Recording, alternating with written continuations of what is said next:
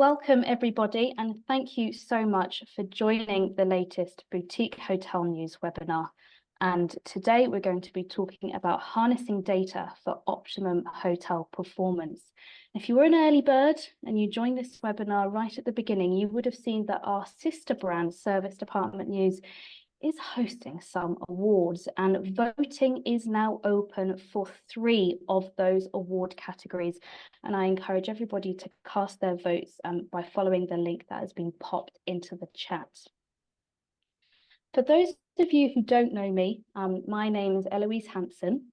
I'm the editor of Service Department News and Boutique Hotel News. Today, with my BHN hat on, we are a trade publication online that covers the global boutique, lifestyle and luxury hotel industry. A quick overview of how today's webinar is going to run. We'll spend around 45 minutes chatting with our panelists today, followed by some time at the end to take any questions from our audience. So if you do have any questions, please submit these using the Q&A function at the bottom of your screens, and I will do my best to ask those if and when appropriate whilst we're talking about that topic, or I will save some of those questions to ask at the end.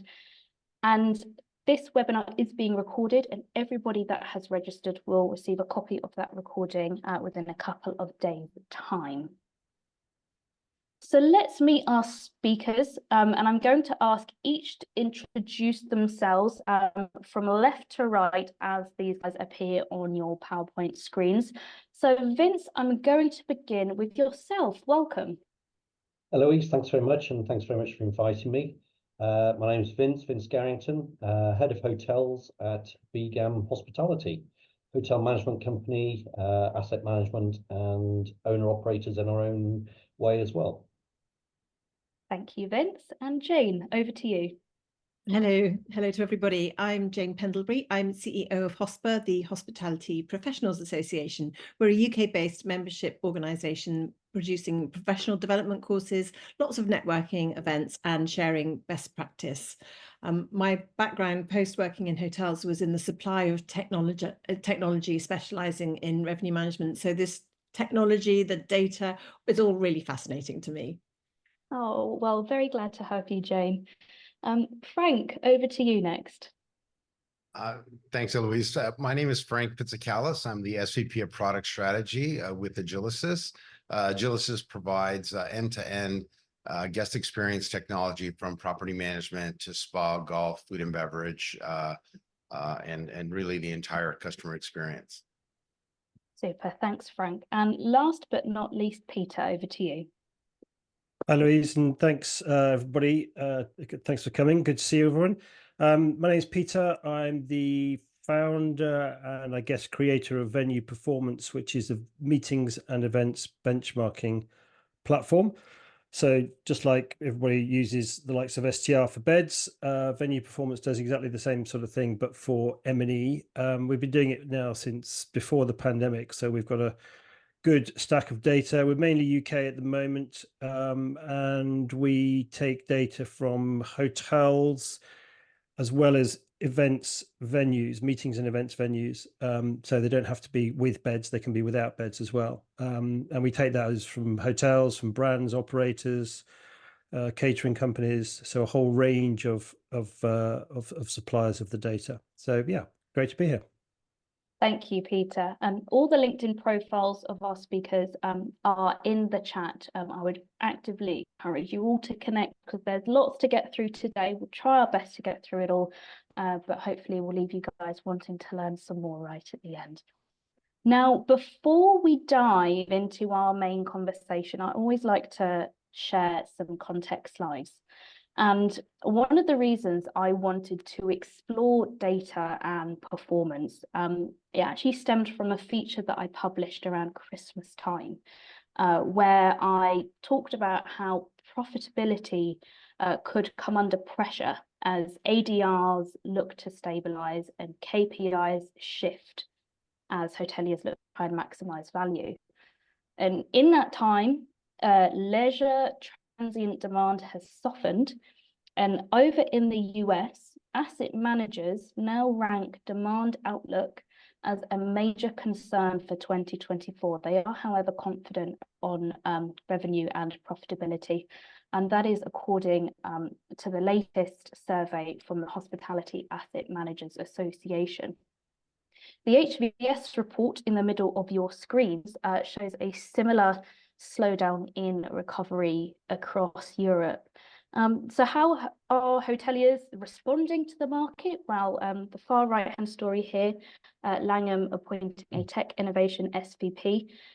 Sean Sayer, I quote, will be responsible for identifying emerging trends and to steer the development and implementation of new technologies to capitalize on those trends. And this brings us to the topic of data. And on the next slide, I recently sat down with some of the team members at Agilicis, and there's a quote here from Rohith Corey. It's a brilliant quote. That he said that hotels should think like Google. And I think it gives you a really good steer of how hospitality tech companies are increasingly focused on the data conversation and optimizing that data in order to deliver personalized experiences. And the other two stories on your screens show very different examples of how data is being used within the hotel industry. The first is on ESG and how a new operational program is due to launch, aimed at teaching hospitality professionals about the financial implications of climate change and looking forward to regulatory requirements and accurate data collection. The second on the far right-hand side focuses around revenue management and more on the ethical and legal considerations of data sharing when forecasting and setting prices. So there's a lot to digest. Again, the links to those context slides or to those stories have been popped into the chat if you would like to learn more. But don't go anywhere because we're going to be talking all about it right now. So let's talk about harnessing data for optimum hotel performance. And Vince, I'd like to kick off with yourself, please. Quite a blunt opening, but are you seeing a shift in how in what KPIs are valued? I think we are, and I think I'm hoping that we're at the forefront of that, of the very crowded management company pond. For us, we have owners that entrust us with their multi-million-pound asset, and our job at the end of the day is quite blunt as well. It's to grow the asset value, and it's very easy to get caught up with initiatives or programs and let's do this will help, but actually the devil is in that detail. And for us, it is drilling down forensically to really understand costs and revenues and what can we do on a multiplying factor. And actually, Peter, I will be in touch after this, because I'm doing a piece of work at the moment on M&E, and we're seeing growth of over 23% across our estate this year because of the way that we've actually tasked everybody. We've said, right, we want 10% more inquiries to come in, and we have our national M&E account manager dealing with that to drive that. We've set our commercial managers on property with a 10% conversion increase on last year, plus a growth of 3%. And the multiplying factor of that is actually a 23% growth. In fact, it's more. But had we set out to grow M&E by 23%, we'd have horrified everybody. So you can have a lot of fun. You can have a lot of fun with this data, but you do have to drill down. And the more you drill down, it's what's it telling me? And can I tweak that? And if I can tweak it, then it's going to have an impact on my owner's EBITDA. And if I'm impacting the EBITDA positively, then the book value of their asset will go up. Are owners more actively engaging in that conversation? I've spoken to a lot of operators who are saying yes, which I imagine it could be quite difficult sometimes when an owner has set expectation and the operator or the asset manager may need to try and meet that or be more realistic in fulfilling that. Can you talk to us about that relationship? between the owner and asset manager operator. You're absolutely correct. And every owner will have their own foible. And for us, our contracts are based on trust. We say, look, we'll do a 6-month contract. If you don't like us, what's the point of being in a 5 or a 10-year contract? Of course, we don't want somebody for 6 months. We want somebody for 5 years and 10 years. But let's build it on trust so we understand each other. We don't do incentive fees. We do it the other way around. It shouldn't be, oh, well, we'll give you this, that's our job, but then you've got to pay us more to over deliver. We do it the other way around. We actually say that is what we will deliver. And if we don't deliver it, we will give you 5 KPIs that you can penalise us with, up to 5% of our fee per one. So if we don't deliver what we said we're going to do for you, you will then refund, or we will have to refund you up to 25% of our fee. Now, what that allows an individual owner and an asset manager and a bank, whoever it is, to say, well, actually, as a management company, this is what we want you to deliver. Now, it might be one of those that is, well, that's a bizarre one, but can we deliver it? Yes, we can. So we will, because what's important to the owner has to be important to us. So those 5 KPIs that we've introduced, but if we don't hit them, we get penalised. And that should be the way. That should be the way. How do you weigh up what KPIs to focus on, what metrics to track, and feed that into performance? What are the pros and cons, or what's the thought process behind that? We call it profit contribution, and we look at each of the profit centres, so accommodation, food, beverage, meetings, events, leisure, spa. We look at each one and say, well, what is that generating? What is it? Not just the percentage, but what's it cash terms? What is it delivering? So we talk often about RevPAR and RGI. It's brilliant. But what was the cost of sale? What is the cost of, what's your true RevPAR? What's your true RGI, and what's your true net rate or net rate? And we hide it because, oh, well, commission, franchise fees, or wherever it is, will shove them into costs. No. Hang on a minute. Bring that back up. And if you were to put that into your profit center, what is my accommodation contributing? So then we can talk to revenue and say, look, we've got to look at distribution. We've got to start looking, and it's very easy to just say book direct. Look, if we had the answer to that, that's what we would do. We would make a lot of money out of it. But we've got to be looking at some, well, actually, we think that's going to be a great way of selling and for sell through. But what's it cost us?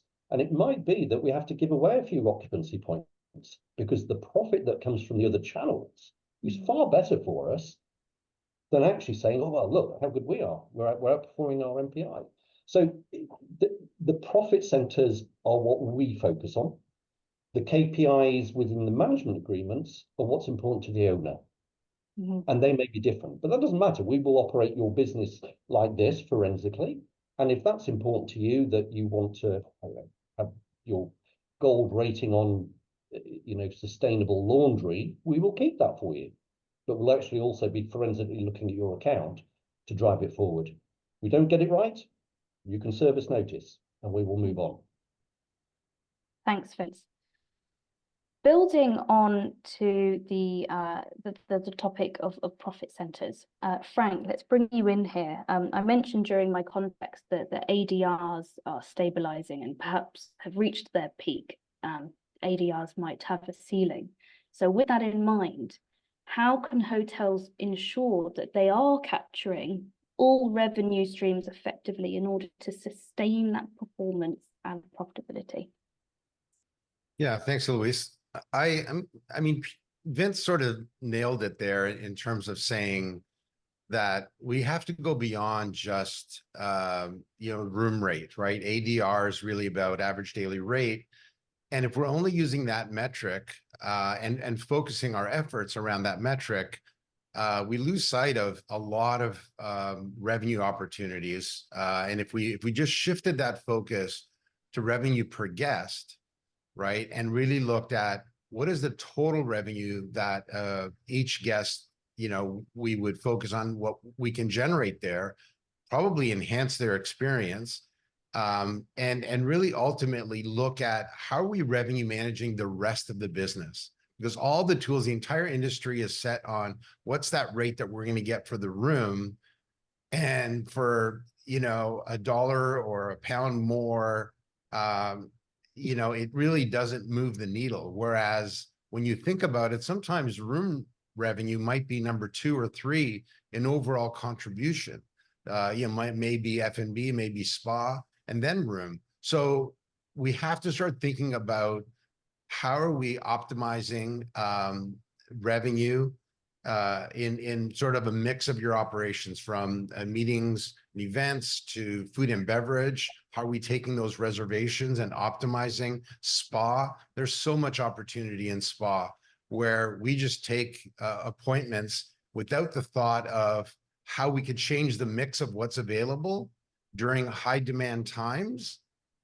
You know, why not push the lower margin treatments to your low demand times and really protect those high demand times with your highest margin treatments, right? So 100 pounds of additional revenue on a facial versus a wax treatment. Now you're pushing those wax treatments to your low margin. Now you're filling time that would otherwise go unsold, and you're protecting your high demand time that even if you had 3 times the service providers, you couldn't service it. And you're ensuring that your mix of, you're not changing the price. So this is not about dynamic pricing. This is about dynamic availability. And as you think about golf and other areas of an operation, you know, segmenting, you've got hotel guests, you have members, you have public. You may turn off public play during high demand times to ensure your guests are getting those tee times, and obviously you're maximizing your revenue opportunity. So there's just lots of pockets of opportunity within your hotel operations, and managing them thoughtfully and how you promote could really dramatically change your results. I once heard someone say that all the tech solutions are already out there. We just need to try and harness them. But please correct me if I'm wrong here, Frank. Are you saying that there are tools, systems, additional platforms that are coming to market? I mean, maybe a better question is to ask you how the tech stack and the tech environment is evolving as attitudes and approaches to operations are now beginning to shift over and above the bedrooms. Yeah, I mean, ultimately, it's about making it as easy as possible for your guest to book and to really interact with your operations, and giving them the right offer, you know, at the right time, at the right price, right? And so, you know, having an end-to-end solution like at Agilicis, we offer a booking engine where a guest can not just book their room, but they can book their spa treatments, their golf tee times, their dinner reservations, yoga classes, whatever it might be. And making that simple where they can curate and manage their entire itinerary. I don't have to log into 10 different platforms to do all of that. Just ensures that the guest is now, you know, spending more. They're going to be more satisfied with the overall experience because they're managing it themselves.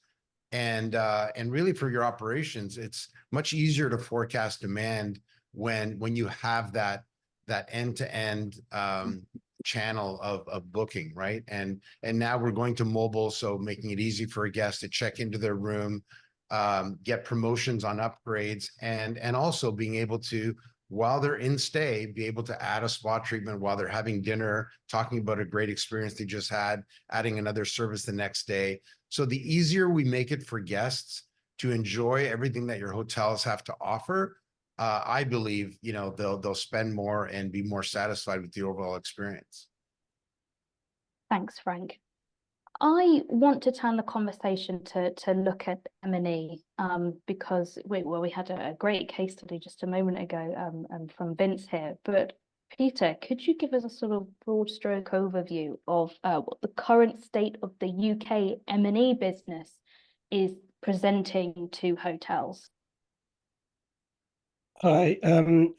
Yeah, I think the data is showing us that the M&E market and the M&E business is still growing. We've heard it from I was sitting on an STR presentation the other day, and beds and transient is softening, and a lot of the hoteliers and a lot of the asset managers and operators are now looking at other forms of revenue to help grow their essentially profit at the end of the day, whether that's as Frank was saying, whether that's in spa or golf or leisure activities from resorts, or as Vince amazingly and quite fantastically pointed out, 23% growth in M&E, which is excellent. And I think that for me just it touches on a number of points. I think it just shows you what you can achieve if you take your blinkers off what you think you should be achieving. They're trotting out the same old,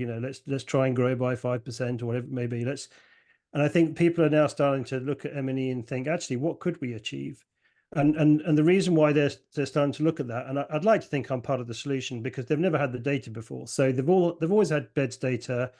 That's not an issue, and you've got more acronym measurement KPIs you can shake a stick at. And people, organizations and businesses seem to be all over beds data. Now, how they use that data, and to take your point, Eloise, in terms of the mix of data and the BI systems and all that kind of thing, how they use that data, that I think comes down to a cultural element. Because when we started talking to organizations about M&E data, there's a number of things that popped out. First of all, they said, well, we need it and we want it because it's a piece of the jigsaw we've never had before. And they're recognizing the value in the M&E market because it's forecast to grow this year. And some, like Vince's portfolio, have seen, tremendous growth. And I think if you open your mind to what M&E could achieve, then it could be huge. But it starts with a cultural thing. When we started having those conversations with organizations about data and M&E, I very much experience a cultural discussion, first of all. If they're open to it, if their mind is open, if they are looking to look under rocks they've never looked under before to see the results, which can sometimes be scary, then you can have that transparent conversation about openness. And it was interesting to hear what Vince was talking about transparency, because I'm a massive believer in transparency, which ultimately then breeds trust. If everybody's trying to work to the same thing, and if transparency is what you're looking for, and if the culture is brave enough, if people have the courage to look at areas where they possibly haven't looked at before, and I don't want to call anybody out, but if you're a DOS that's always banged a certain drum about what can be achieved in M&E, for example, and you don't want to look at what the truth might present to you, then you might decide to not look at that data because nobody's ever asked it before. You're not going to get fired if you don't have it. So if you have the courage and you have the culture to look in areas of the business where there could be potential growth, and start with a blank sheet of paper and almost go from a zero budget and say, okay, what could we achieve? Rather than what have we achieved in the past, and what is all the metrics tell us what we should be achieving, what could be achieved. And I think in the M&E industry, and Jane and I sit on a meetings and events leadership group, there's a real appetite within the M&E key personnel, the ones that are tasked in big organizations and big groups with M&E. They want to get heard, and they want the measurements, they want the tech stack to complement them, and they don't just want to be lumped in with beds. And I had an example where I was talking to a hotel chain, and we measure, one of the KPIs that we measure is revenue per delegate. And we strongly believe that if the M&E has led the sale, and you've got a conference room booked or a ballroom booked with F&B, which we know is a struggle at the moment, but you've got the F&B baked in, and then you've got the beds booked. Often the beds are given to the beds team, and the beds team take all the credit for it. Well, actually, if you pull that revenue into an M&E KPI, you can see what is driving that bedroom activity, and therefore that should be attributed to an M&E KPI of success. So I think we're seeing a growth in M&E. I think we're seeing operators and brands turn to M&E as beds soften and as the market softens. And let's be clear, when we say soften, we just, 23 was a great year in terms of growth. So it's still growing. It's just growing at a different level. But M&E seems to be outperforming other organizations. But M&E, like all sectors or like all segments of the property, it's experiencing different things depending on your comp set, depending on what type of meetings and events business you have, whether you're an out-of-town conference center that's pulling in destination and experience organizations for sales kickoffs, or whether you're a city center hotel that wants to, you know, daily conferences and daily large meetings are their bread and butter. So they're different groups, different segments, different types of meetings and events businesses are experiencing different things. But the general consensus is, and the data would show, that it's growing, and it's going to grow by 9%. So to hear Vince say that his has grown by 23%, you're going to be people are going to want to tap you up for that intel. So I think there's a rosy future for M&E, and the tech stack's coming as well. The tech's coming for M&E. Brilliant. Maybe we could towards the end of our conversation, we'll look for some advice as to how hoteliers can maybe prepare to capture on that M&E demand. But I want to turn the conversation towards sort of forecasting tools, and I want to bring Jane into the conversation here, because AI is being integrated within tech stacks, and I know that AI, when the metaverse seemed to be the word on everyone's tongues, and AI was being used within these spaces, I was often asked, where do I see the greatest use for AI? And revenue management was a field that seemed to have the most oomph behind it. But there can be concern that with AI-powered pricing tools, this could lead to a form of price fixing. We saw one of the stories on the context slides earlier. So how can hotels leverage AI for dynamic pricing responsibly and ethically? Well, there's a question. I love revenue management, and it's been around. Well, it's been around for a very long time, but effectively in hotels, it was at the beginning of the turn of the century that it really started. So year 2000 probably saw a big shift in hoteliers' views towards revenue managing their bedrooms, and everything's been changing since then. But even all that time ago, nearly quarter of a century, or quarter, it is actually, because it was the end of the 90s, we were using, in that sphere, we were using machine learning algorithms, all sorts of bits and pieces, and it's just got bigger and bigger and bigger. And I see AI as just the next step there, and it's doing not just revenue management, but a whole host of back office mundane tasks that are just being taken away and being done, whether that's through a robotic process automation, or it's actually AI learning and doing it differently, lots of different ways. But revenue management is the one that lends itself possibly most obviously to people in technology and in hospitality. Your question there was about ethics. There's been a lot talked about that, and there was a recent, Fergus Boyd actually drew this to my attention a little while ago. There was a recent ruling in the States. I'm just going to check my notes here. It was the Federal Trade Commission, along with the Justice Department Antitrust Division, who declared that hotels can no longer collude on room pricing and cannot use an algorithm to engage in practices that would be illegal if done by a real person. So that was just in March this year, and it was a case against Caesars Entertainment in the States. So it's that word collude, I think, that everything will hinge on, because we've been doing automated pricing for a very long time, but there's always limits that the hotel person in charge of the bedroom rate can put in, and whether that coming from M&E or if it's coming direct from the customer through Booking Direct or through a booking engine, there are always limits that the hotel can put on. And I strongly encourage them to do that, because there's the other example when in London, we had the terrorist attacks at London Bridge, and the Uber pricing went absolutely berserk because the demand was going through the ceiling, and that was just, it was the commuter. It was no single Uber driver thinking, oh, I can rake it in tonight. The system was telling them that there was such demand they could charge whatever they liked to, and that was recognized immediately by Uber themselves, to give them their due, as being the wrong decision, and that there has to be human intervention in extreme circumstances. Likewise, when we have a national event, be it when the Queen died, for example, rather than let the systems take over and see the demand and then put the prices up, it's better probably just to stop selling, look at it with a human perspective, and then make a strategy and tactical decision based on what's right. Because the system might just say, right, we can up the room percentage by 5% because it looks like, something's going to happen in London next week or wherever it might be.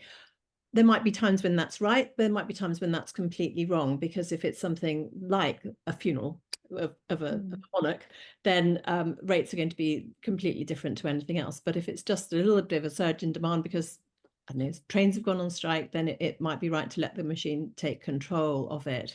But the ethics need to be looked at. I always say with anybody doing revenue management, let the system, let the AI, let the algorithms, however simple your system is, let that do the churning, the work, the really boring analyzing of the data, but then have a look at that with some human eyes and then decide whether that is realistic. And you can be sure that the computer is giving you the right answer from a mathematical perspective, or it should be. But we need to look at it with human eyes as well to keep it ethical.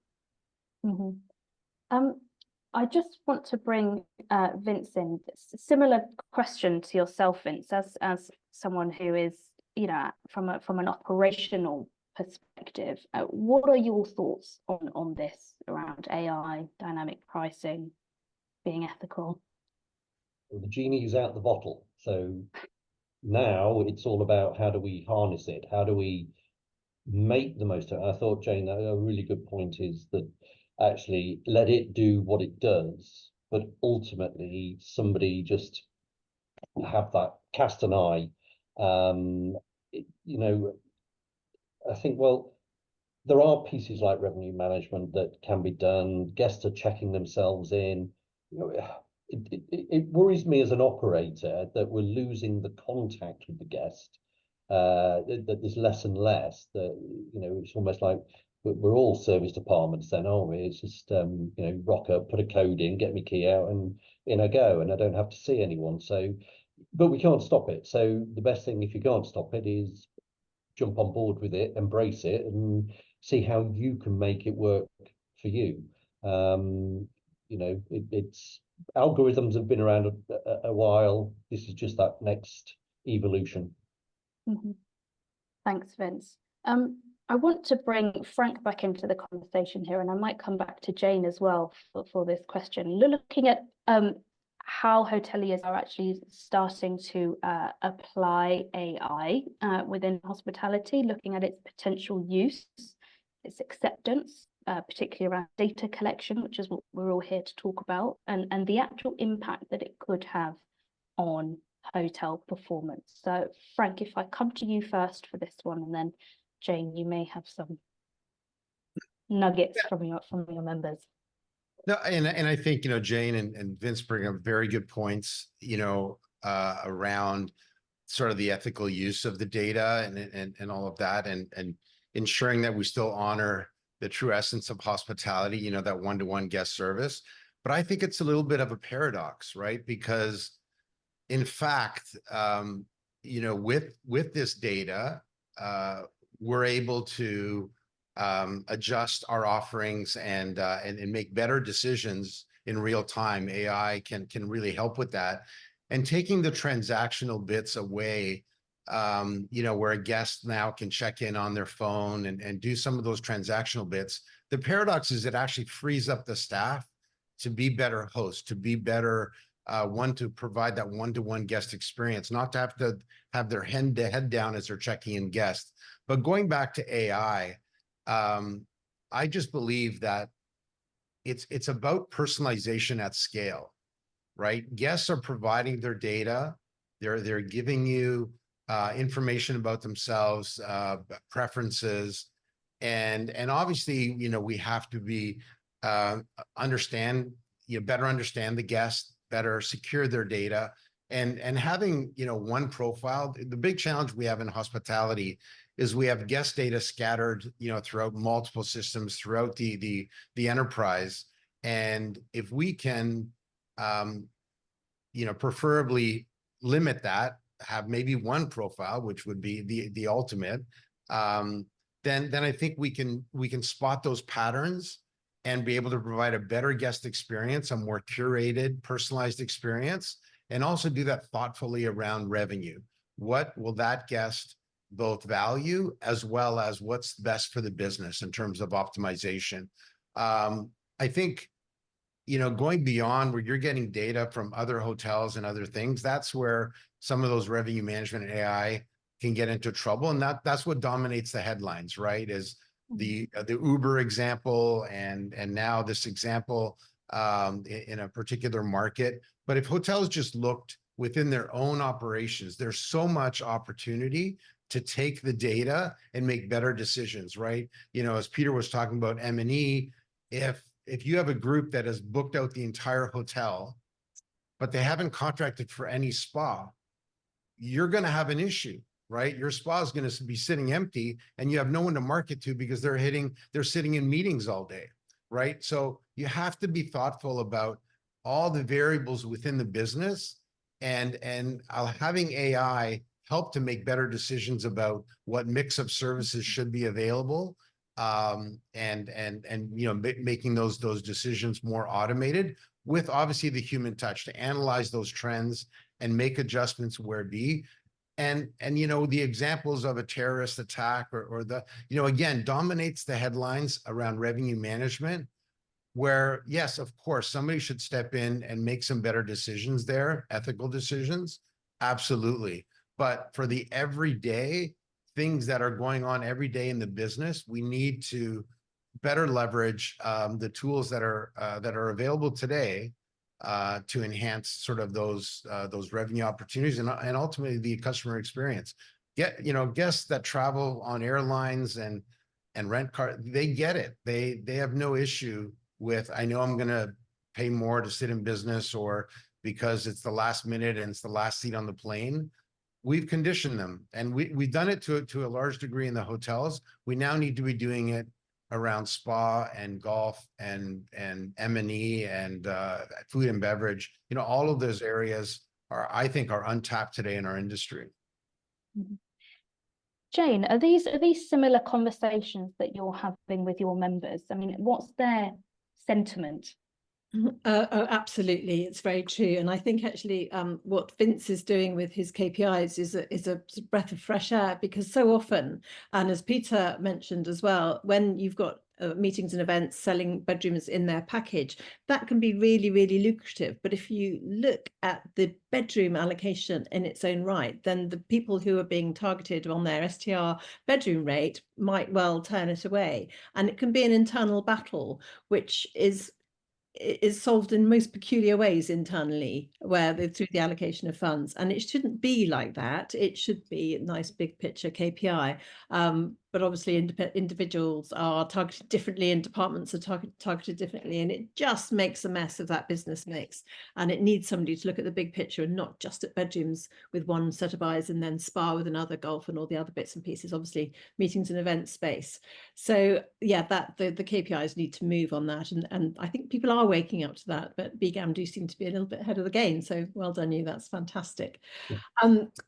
Pricing was mentioned. There was so much I wanted to pick on there. Pricing, and the thing that really frustrates me, and I think Frank said something about this, is where, and it should never be the case, where one hotel is looking at the hotel next door and basing their price on their price, because you're going to end up in a completely vicious circle and never get a decent price out there. I've seen revenue management or pricing systems that declare themselves revenue management systems, but all they're really doing is looking at your comp set and then working out your price based on your preset decisions on those. I've never been a fan of those. Even when I was selling technology years ago, I never really used to want to compete with the competition on price. You went in with your product, with what it was worth, and because you can't compare these things, so you need to look at the whole picture. And pricing should be an internal decision. Sure, look at what's going on down the road. You might be missing a trick, but don't let that be your only source of data. And then the third point was on freeing up the staff by using the tech to take away the mundane tasks. Brilliant. That does free them up to be more hospitable. And when it comes to self-check-in, there's days when all I want to do is check myself into a hotel and scurry off to the bedroom. There's other times when perhaps if I'm with my family on holiday, whatever. You want to be treated as an individual and be told where the restaurant and swimming pool and all that stuff is. So it's about choice, and give the guests the choice to make their own decision at the time, because the same person might want something different 2 days in 2 different hotels. Thanks, Jane. Let's bring Peter back in to look at how forecasting tools might evolve. It's been touched on by Jane and Frank as to external events might be happening that can maybe artificially raise prices, and there needs some human, what the word is, moderation, I suppose. But Peter, how do you see forecasting tools evolving to start integrating these intelligent real-time data points and the impact that this could have on hotel performance? Well, I think they're only going to get more insightful and more integrated. And I think, the market will decide which ones are good ideas and which ones are good ideas but don't really have any value. So I think the market and the buyers of the tools will determine that they've got enough and they don't need any more, or actually there's a missing piece here that I could really use. So I don't have any issue with technology, whether it's AI, whether it's revenue management. There's a lot of talk about revenue management for meetings and events, for example, because meetings and events revenue, there isn't a tool for meetings and events, and it's becoming a big thing, as we've heard from Vince and from Frank. So, does the industry need a revenue management tool for M&E? And if you speak to the M&E people, then you absolutely do, because M&E there's a theory that M&E is behind. So if M&E could be brought up to the same level of data in terms of quality and insight that is performed for beds, then you are going to see opportunity in other sectors, whether it be M&E or whether it be golf or spa, as Frank said, because things are happening. The Taylor Swift, we've already seen the Taylor Swift for beds, and that could be for events when a big convention comes to town. If you're in a convention city, they put a spike up as well. So there'll all be triggers that the algorithms, the revenue management systems, and I suppose ultimately AI will have eyes on, and therefore will adjust accordingly.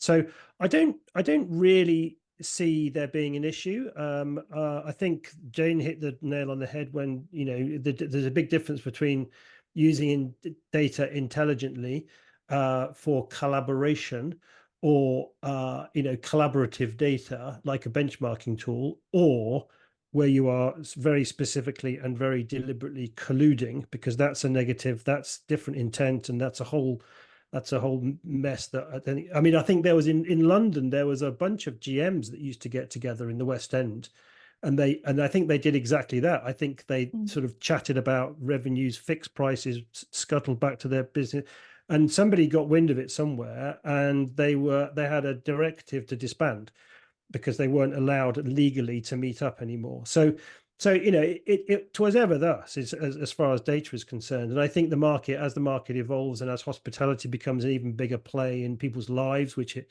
clearly is, that I think all these data points, if they have value that the market determines and decides they will have value, then they'll just go into the BI systems that more and more people are building these days. I think it's a good thing. I think it's quite an exciting thing as well. And then somebody's job is to knit it all together. And then people like Vince's job is to scratch his head and think, oh crikey, how do I either untangle it all or connect it all together to draw meaning out of it. And I think as Vince has seen with the 23%, look at what can be achieved if you have better data. So yeah, I think it's only going to get better. And I think the lessons that have been learned from beds are going to filter out into all the other parts: golf, spa, M&E, all the other leisure. We're hearing about leisure being a point of difference and experience being a point of difference when estates are in development and capex, rather than just a box with beds in it. So I think it's a fascinating time for the industry. Yeah. Thanks, Peter. I want to build on the topic of looking outside of your hotels, not just rooms and looking at your other aspects like golf and spa and whatnot, but I mean now looking outside of your four walls. And Jane, you mentioned a moment ago about comp sets. Vince, do you feel the need to benchmark against other sectors, such as you've got short-term rentals? I think you likened to serviced living or serviced apartment a moment ago. What's your stance on this topic? I think for us in particular, BGAM, we're very open to what is everybody else doing. I had a conversation a few weeks ago with somebody that runs hostels, and actually I quite arrogantly went into a meeting not expecting to come out with that much, but I came out with a lot, and what their point was, their main point to me was, look, we're about selling beds. Because I've got a room with 8 beds in it, so I could have a 90% occupancy, but I only sell 1 bed in each one.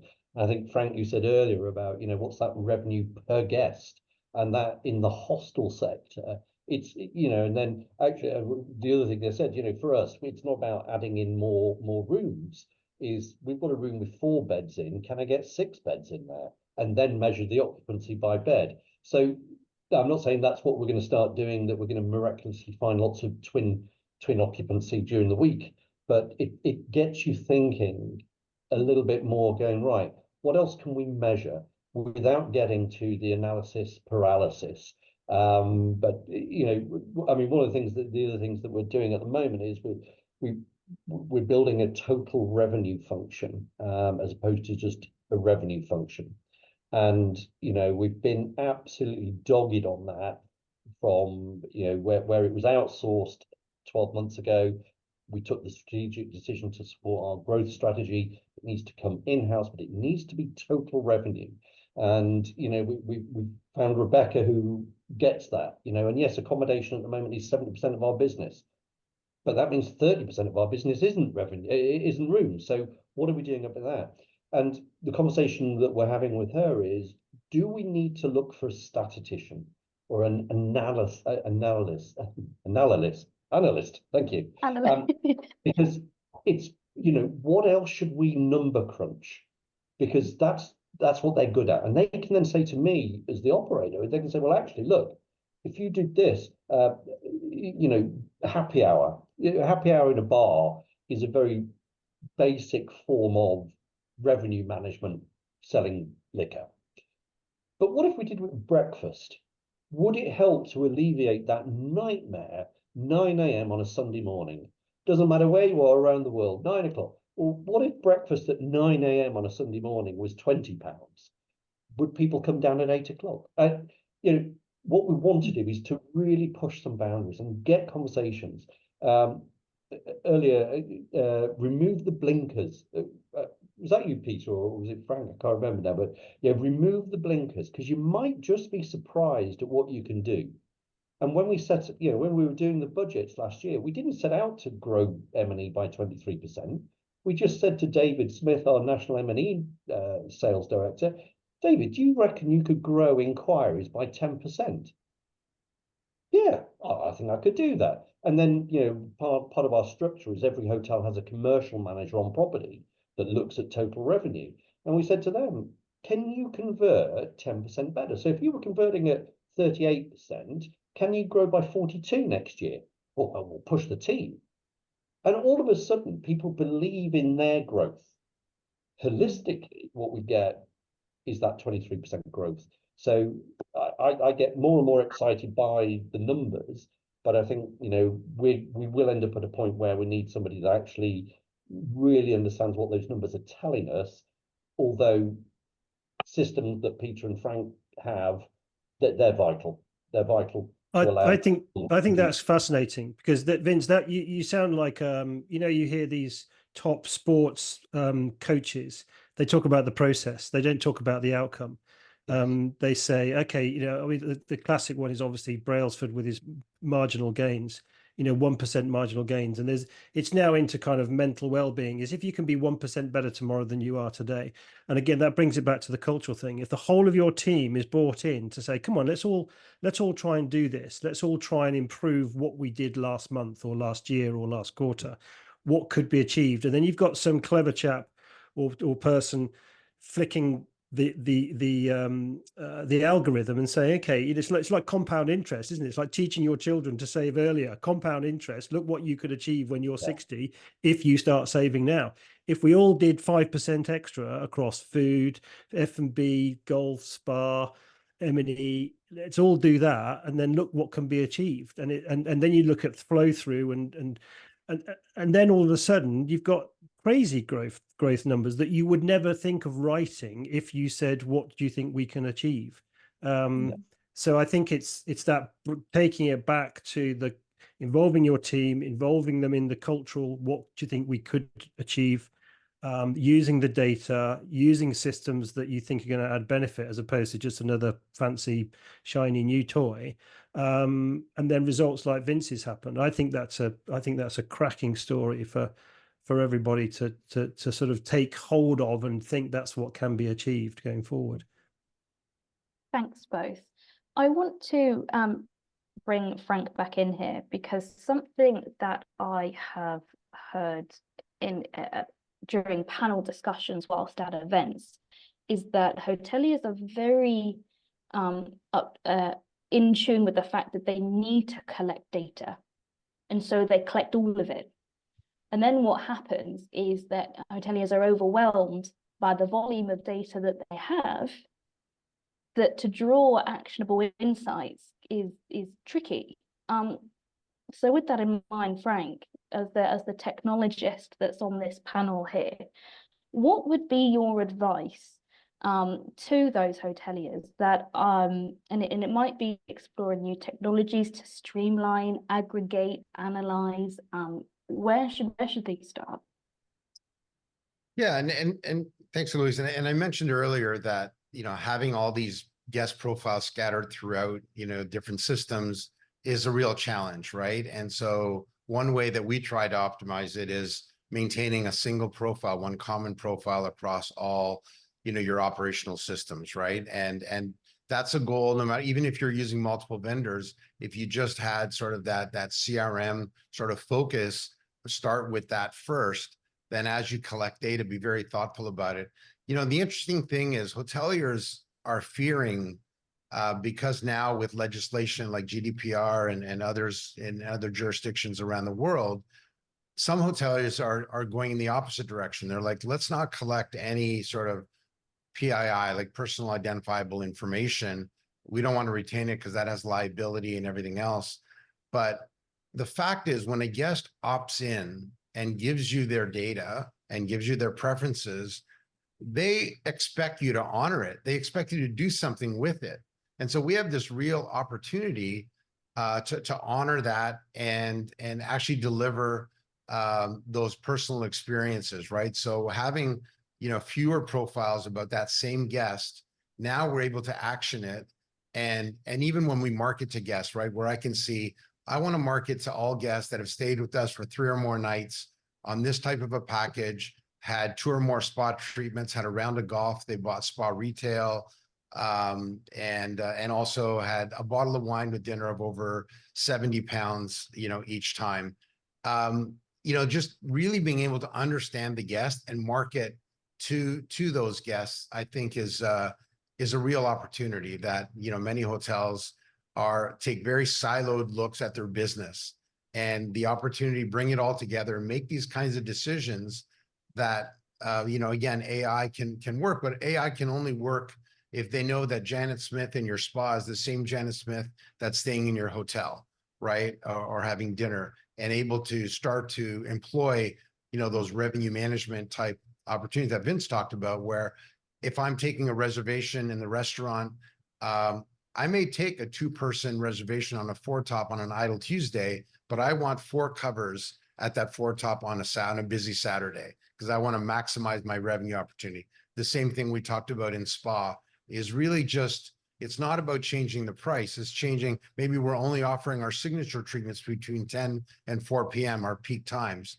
We're now probably making £100 per hour more of revenue and profit using the same service provider in the same treatment room. And, you know, if they have that high value facial instead of a wax treatment, they're probably also buying product to have what they used on their face. So I think it's about having better data, not just a lot of it, right? Is having really an understanding and working towards that single view of the guest, a single itinerary, and being able to act on that information is really key. Just having a lot of data, doesn't help a lot. It can maybe in each individual business maybe give you some understanding, but you don't have that holistic view to aim towards what Vince talked about in terms of total revenue.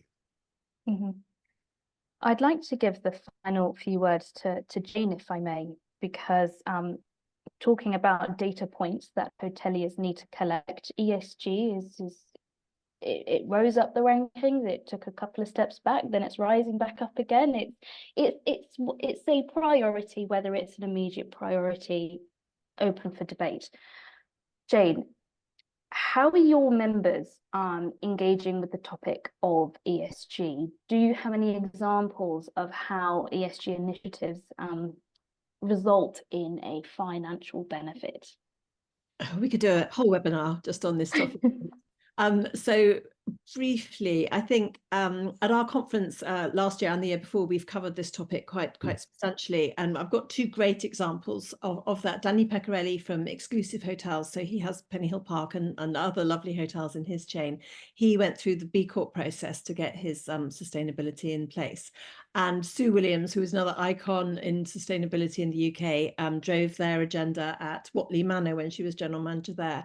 And both confirmed that whilst it cost them money to make a lot of these changes, that investment was paid back really, really quickly. And what they spent, they saved maybe through their energy savings, so they saved some cost, but also they generated more income into the business. So it is definitely worth the investment to get it right. Everybody's talking about it. Some are being a lot more effective than others. It's just a path that you've got to get on. There's lots of support available out there with different accreditations.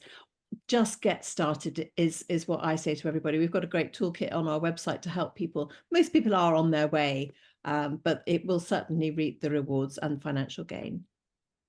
And I have just one final question for you, because I think it was Vince that said this earlier about data scientists.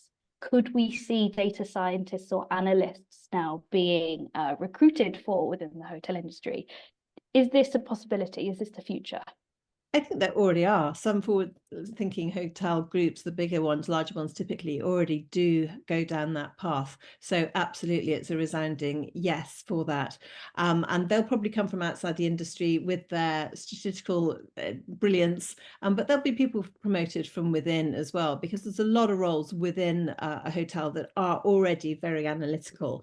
And people will come into those from all sorts of different backgrounds and just enjoy the hotel, the hospitality aspect of their work. Well, it looks like we may have another data-based webinar in the future then, just to see if we can get those data analysts and scientists on and see what they're really tracking and in terms of hotel performance. I'm looking at the time. There's so many more avenues that we could have gone down, but we've covered quite a lot in a very short space of time. Another shout out, anybody that's still listening, all the LinkedIn profiles of speakers have been popped into the chat, along with lots of other links. So we're going to leave this webinar open for an extra 2 minutes at the end to play a short video, and that should allow you time to follow up on any of the links that we have popped into the chat. I've just got some closing slides that I would like to run through before I say a final goodbye to you all. Yes. So as you saw at the beginning about the Service Department Awards, voting is now open and tickets are on sale. The Glitzy Award ceremony is taking place on the 23rd of May at Leonardo Royal Hotel in London. So would love to see you all in person and celebrate. As I mentioned, tickets are on sale and you can buy your tables following the link that's in the chat. And if you're interested in working with us, either at our in-person events like the Service Department Awards or digital events like this webinar, please do get in touch with my colleagues, Rav or Piers. Their details are up on your screens and also in the chat. So all that's left for me to do is to say thank you. Thank you to Jane, Peter, Frank and Vince for your insights. Really enjoyed today's chat. I do hope it continues long after this webinar. I wish you all the very best. I'm sure we'll catch up soon, and we'll see you all for the next BHN webinar next month in May. Thanks and take care, guys. Bye-bye.